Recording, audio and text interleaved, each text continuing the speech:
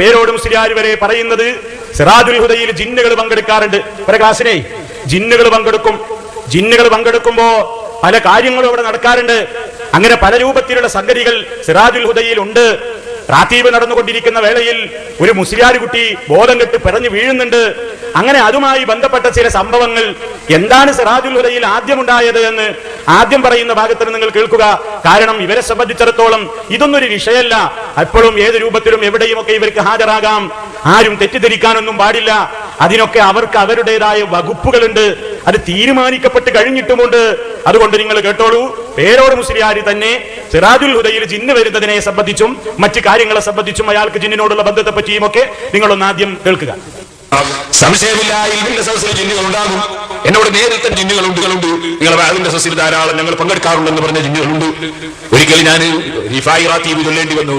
റിഫായി റാത്തീബ് ചൊല്ലിച്ചു കുറ്റിയാടി സിറാജുൽ ഹുദയിൽ നിന്ന്. വടകരക്കാരനൊരു മുത്തഅല്ലിം ഉണ്ടായിരുന്നു.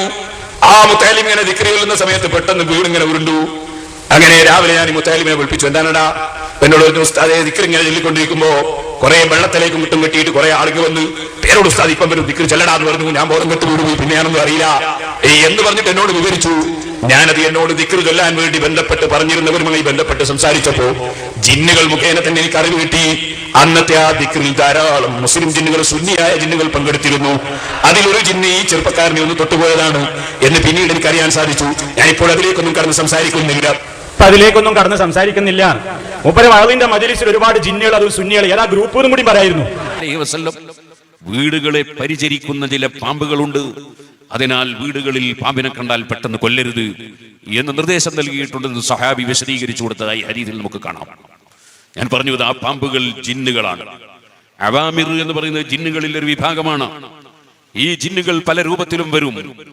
ജിന്നുകൾ അന്നാമിന്ന സാലിഹൂനോ മിന്നാ ദൂന ദാലിക്. ജിന്നുകളിൽ നല്ലവരുമുണ്ട്, അല്ലാത്തവരുമുണ്ട്. നല്ലവര് നല്ലത് ചെയ്യും. മനുഷ്യ കഴിവിന് അതീതമായ വിധത്തിൽ രക്ഷാശിക്ഷകൾ ഏൽപ്പിക്കാനുള്ള കഴിവ് ഈ പ്രപഞ്ചത്തിൽ അള്ളാഹുവിന് മാത്രമേ ഉള്ളൂ എന്ന്. അപ്പൊ മനുഷ്യ കഴിവ് സാധാരണ മനുഷ്യന്മാർക്ക് സാധാരണ കഴിവ്, ആ നിലക്കുള്ള കഴിവ് അള്ളാഹ്ക്ക് മാത്രമേ ഉള്ളൂ എന്ന് ഇവർ വാദിച്ചു. ശരിക്കും മനസ്സിലാക്കണം, സാധാരണ മനുഷ്യന്മാർക്ക് ഉണ്ടാകുന്ന സാധാരണ കഴിവ്, അതിനപ്പുറം ഒരു കഴിവ് ഒരു മഹാനുമില്ല, അള്ളാഹ്ക്ക് മാത്രമേ ഉള്ളൂ എന്ന് അവർ മുജാഹിദ് സെന്റർ പ്രസിദ്ധീകരിക്കുന്ന ബുക്കിൽ പഠിപ്പിച്ചു. അതുപോലെ സക്കരിയ സലാഹി പ്രസംഗിക്കും എന്ന് ജിന്നിനും മലക്കിനും ഒന്നും ഉത്തരം ചെയ്യാൻ കഴിയൂല. ഉത്തരം കിട്ടാത്തവരോട് മലക്കുകളെയും മുസൈറിനെയും ജിന്നുകളെയൊക്കെ വിളിച്ച് പ്രാർത്ഥിച്ചിരുന്നോട് പറയാണ് ഖിയാമത്ത് നാൾ വരെ ഉത്തരം കിട്ടാത്തവരോട് വിളിച്ച് പ്രാർത്ഥിക്കുന്നവനേക്കാൾ വഴിപഴച്ചവൻ വേറെ ആരുണ്ട്?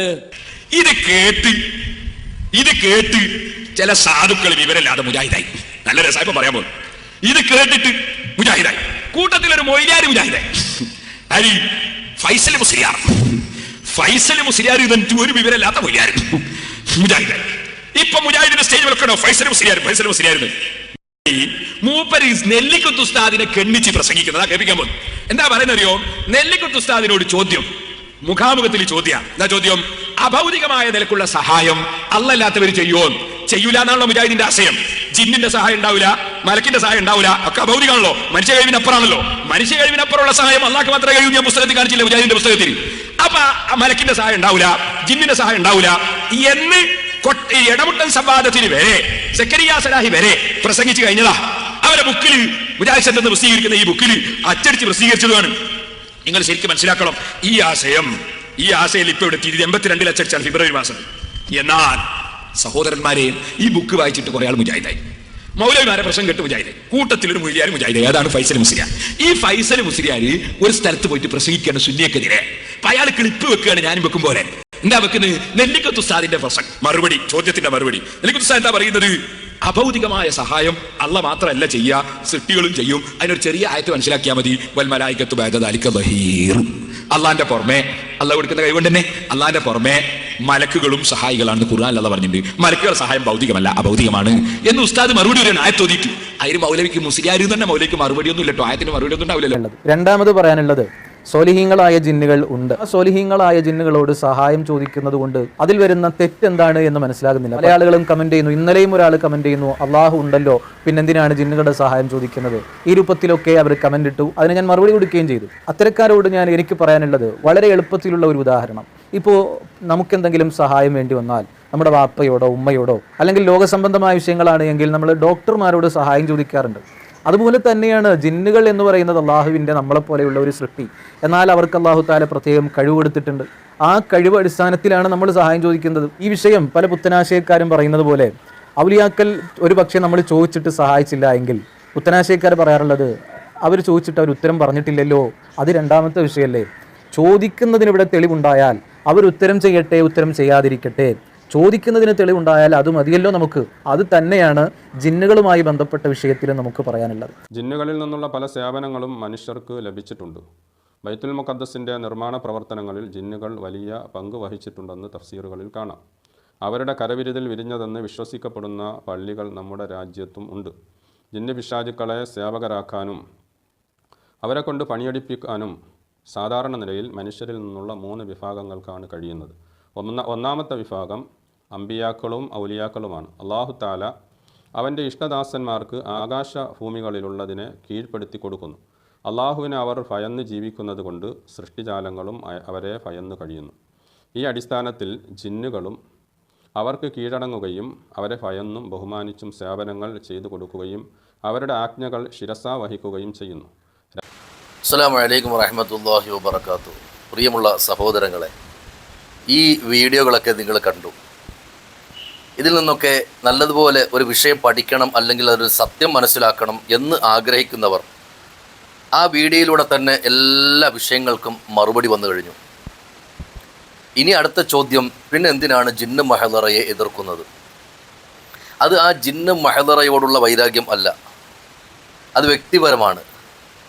ഒരാൾക്ക് അല്ലാഹു തആല എന്തെങ്കിലും നിഅമത്ത് കൊടുത്ത് അത് ഉയർന്നു വരും എന്ന് കണ്ടാൽ, അത് ഒരാളിൻ്റെ അറിവിലാണെങ്കിലും സമ്പത്തിലാണെങ്കിലും സൗന്ദര്യത്തിലാണെങ്കിലും മഹിമകളിലാണെങ്കിലും കഴിവുകളിലാണെങ്കിലും ഏത് വിഷയത്തിലും ഇതുവരെ ഇല്ലാതിരുന്ന ഒരു കഴിവ് ഒരാൾക്ക് അള്ളാഹു കൊടുത്താൽ, ഒരു നിഅമത്ത് അള്ളാഹു കൊടുത്താൽ, ഏറ്റവും കൂടുതൽ വെപ്രാളം വരുന്നത് ഹൃദയം കറുത്ത് ഹസദ് കയറിയ ആളുകൾക്കാണ്. അതിനകത്ത് ആരുമാകാം, നമ്മുടെ സുഹൃത്തുക്കളാകാം, കുടുംബക്കാർ ആകാം, പണ്ഡിതന്മാർ ആകാം, പാമരന്മാർ ആകാം, അയൽവാസികൾ ആകാം, ആരുമാകാം. അപ്പം ജിന്ന് മഹദറയെ സംബന്ധിച്ചിടത്തോളം ഇത്രയും വീഡിയോകൾ കാണുമ്പോൾ അതിൽ തന്നെ നിങ്ങൾക്ക് മനസ്സിലായി, മുസ്ലിംകളായ സ്വാലിഹീങ്ങളായ ജിന്നുകൾ ഉണ്ട്, അവരോട് സഹായം ചോദിക്കാം. അതിൻ്റെ ഒന്നാമത്തെ തെളിവ് സുലൈമാൻ നബി അലൈഹിസ്സലാമാണ്. അതുപോലെയുള്ള അമ്പിയാക്കൾ ഔലിയാക്കൾ സഹായം ചോദിച്ചിട്ടുണ്ട്. ഖുതുബിയത്ത് പോലെയുള്ള മജ്ലിസുകൾ നടക്കുമ്പോൾ സ്വാലിഹീങ്ങളായ ജിന്നുകൾ ഹാദിറാകും. ആ ജിന്നുകളോട് സഹായം ചോദിക്കാം. ശരീഅത്തിന് അനുകൂലമായിരിക്കണം, ശിർക്ക് ഉണ്ടാകാൻ പാടില്ല, സുന്നത്ത് ജമാഅത്തിന് വിരുദ്ധമായ വിശ്വാസവും പ്രവർത്തികളും ഉണ്ടാകാൻ പാടില്ല. ഇത്രയേ ഉള്ളൂ. അപ്പോൾ അതുകൊണ്ട് ജിന്ന് മഹദറയിലേക്ക് നിങ്ങൾക്ക് ഏവർക്കും സ്വാഗതം. നിങ്ങൾക്ക് വരാം, ആ മജ്ലിസ് അനുഭവിച്ചിട്ട് നിങ്ങളുടെ അഭിപ്രായം പറയാം.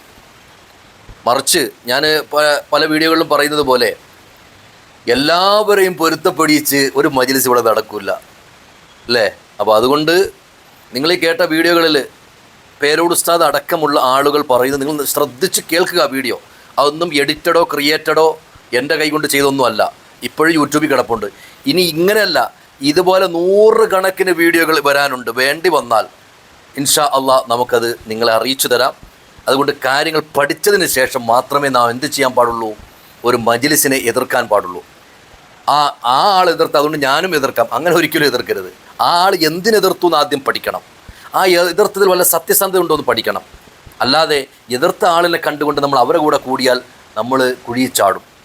അപ്പോൾ ജിന്ന് മഹദറയിൽ നടക്കുന്നത് ഇപ്പോഴും മഹദറയിൽ എപ്പോഴും മജ്ലിസിൽ പല ആളുകളും ടെസ്റ്റ് അടിക്കാൻ വരുന്നുണ്ട്.